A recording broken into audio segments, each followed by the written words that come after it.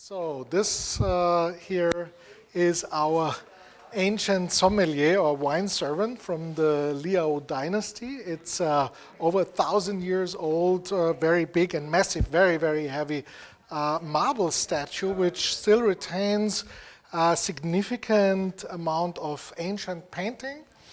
And the interesting thing about him is how we identified him as a wine servant is because what he has here, we can see it a little bit highlighted with the flashlight, is a Thun bronze vessel, which is used as a container for ritual wine. And we also have a direct comparison image in the catalog that shows one example that is in the National Palace Museum, directly compared with this.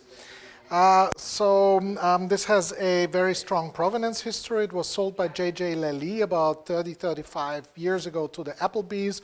And Lally at the time already cataloged this as offerings, so maybe not as exact as we did. Some scholars in the meantime have thought this may be also a scroll, but if you want to see what a scroll looks like back in those days, we have this lot in the catalog, lot 365, and this, by the way, is lot 366.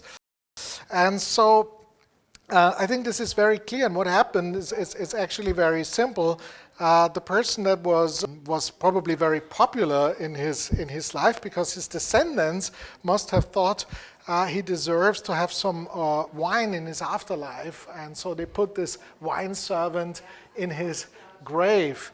So somehow this piece made it from the grave back into the auction market, and maybe someone will buy it and then put it another 1,000 years in a different grave, and people will then in a millennium from now have to go through the same riddles that we went through to eventually find out that this is an ancient wine servant and sommelier.